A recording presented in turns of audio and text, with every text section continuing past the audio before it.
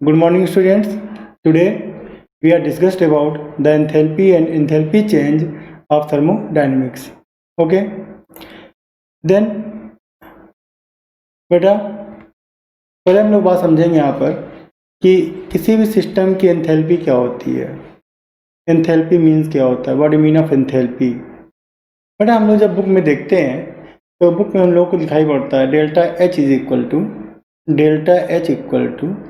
Delta U plus P delta V. ठीक बेटा. तो बेटा ये एंथैल्पी चेंज है, नॉट एंथैल्पी. ठीक है. तो पहले हम लोग बेटा सोचेंगे कि एंथैल्पी क्या है, what is the mean of enthalpy of the system. Okay. देखिए बच्चों, किसी भी सिस्टम की जो इंटरनल एनर्जी होती है, टोटल ओवरऑल इंटरनल एनर्जी होती है, वो सिस्टम की एंथैल्पी होती है. Enthalpy H is equal to होता है U प्लस PV. बेटा H आपका heat content of the system at constant pressure. H होता है बेटा heat content of the system at constant pressure. तो heat content of the constant pressure. और बेटा जो हीट कंटेंट होता है वो किसी सिस्टम की internal energy plus work done, PV work.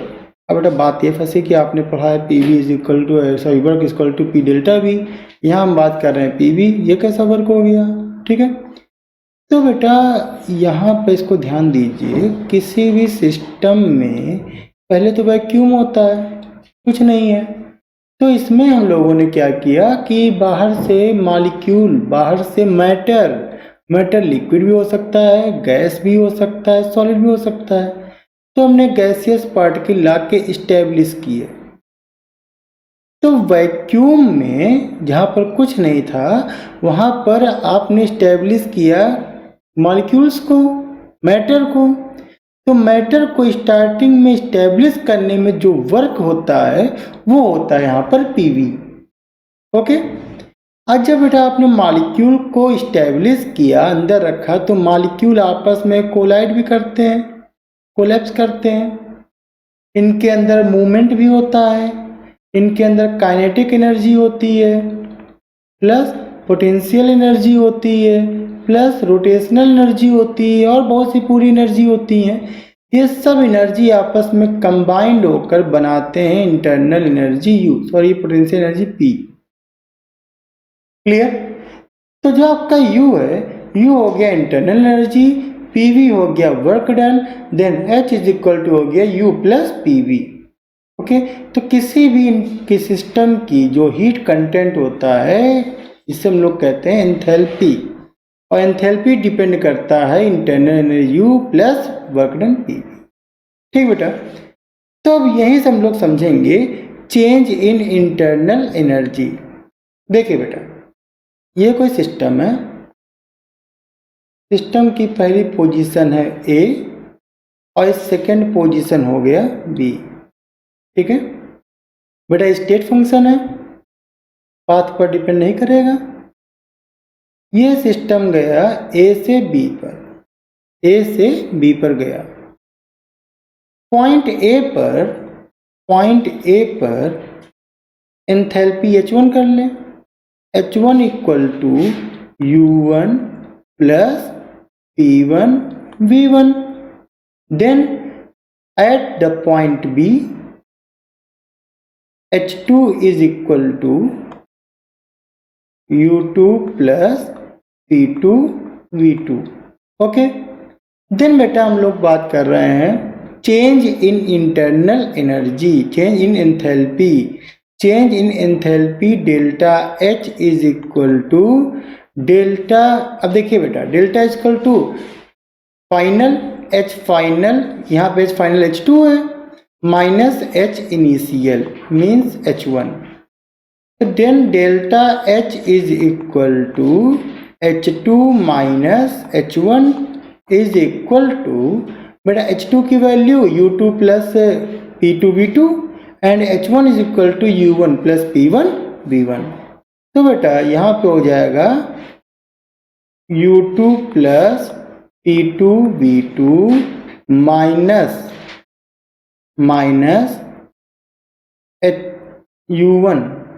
U1 plus P1V1।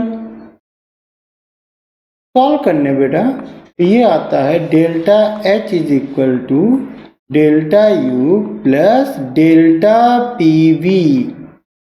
बेटा ध्यान दीजिएगा यहाँ पर ये जनरल फॉर्मूला निकल के आया है आपका delta H is equal to delta U plus delta PV। 100% सही है, ठीक है।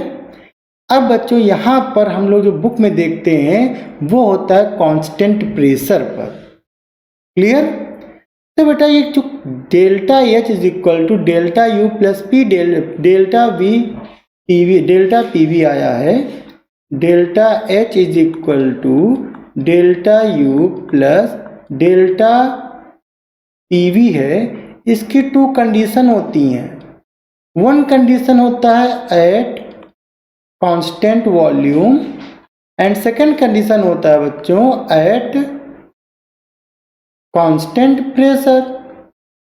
कांस्टेंट वॉल्यूम पर डेल्टा जो कांस्टेंट वॉल्यूम होगा वहां पर प्रेशर चेंज रहेगा, वॉल्यूम कांस्टेंट होगा। और सेकंड कंडीशन पर कांस्टेंट प्रेशर है तो प्रेशर कांस्टेंट होगा, वॉल्यूम में चेंजेस रहेगी। तो यहाँ बेटा आपका फॉर्मूला जनरेट हो जाता है delta H is equal to delta U plus V delta P and at the constant pressure delta H is equal to delta U plus P delta V।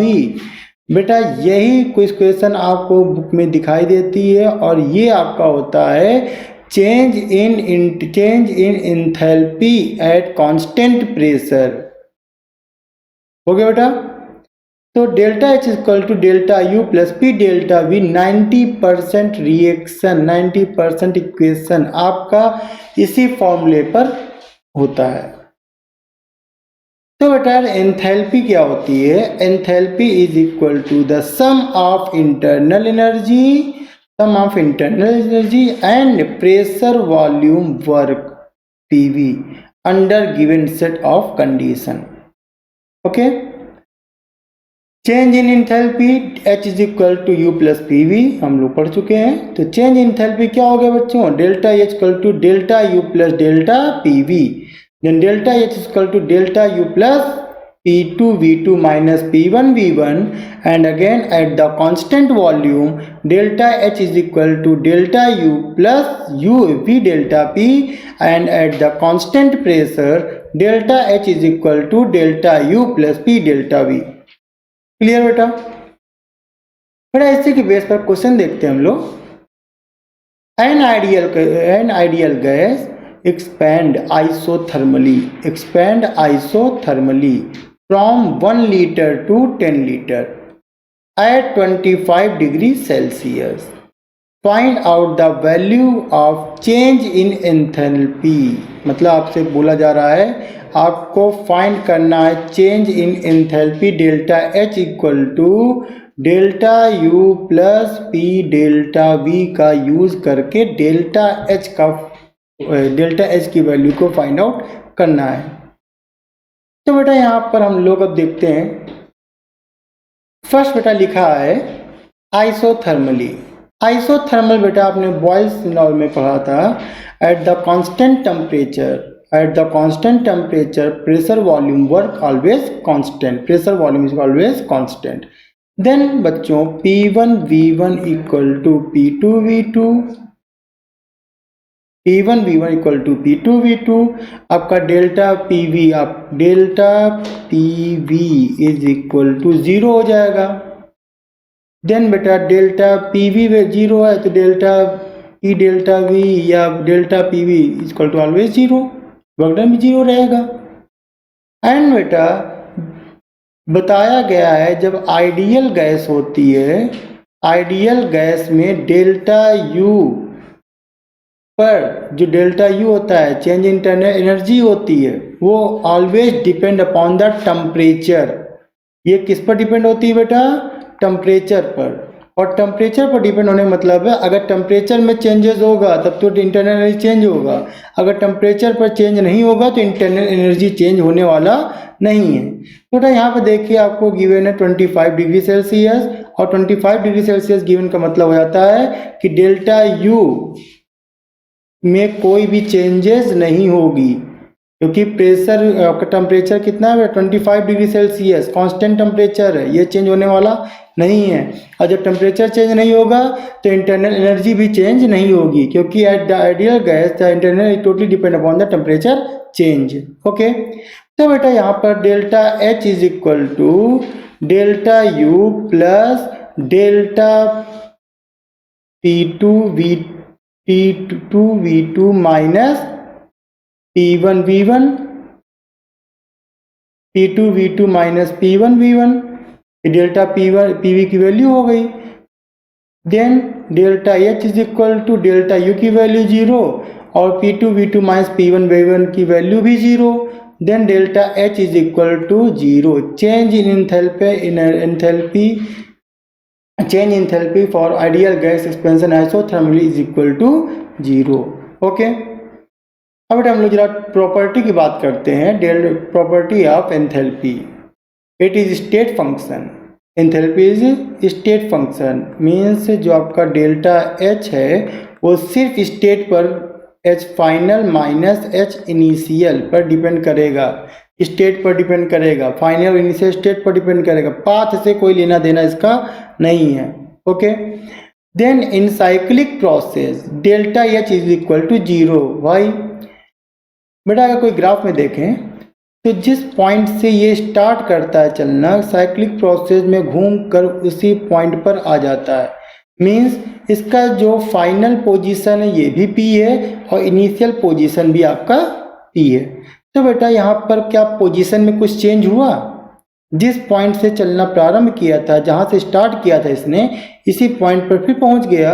Then delta H is equal to 0, initial final position वही है, तो delta H में कोई difference भी नहीं है। And H is extensive property, ये कैसी प्रॉपर्टी बेटा? Extensive, depend upon the mass, depend upon the quantity of the system. Quantity ज़्यादा होगी, इंटरनल एनर्जी ज़्यादा होगी, डेल्टा एच की वैल्यू भी डिपेंड करेगी डेल्टा यू पर। ओके, तो जितना ज़्यादा क्वांटिटी होगी उतना ही ज़्यादा इसकी वैल्यू होगी, जितनी कम क्वांटिटी होगी इसकी वैल्यू उतनी कम होगी, depend upon the extensive property.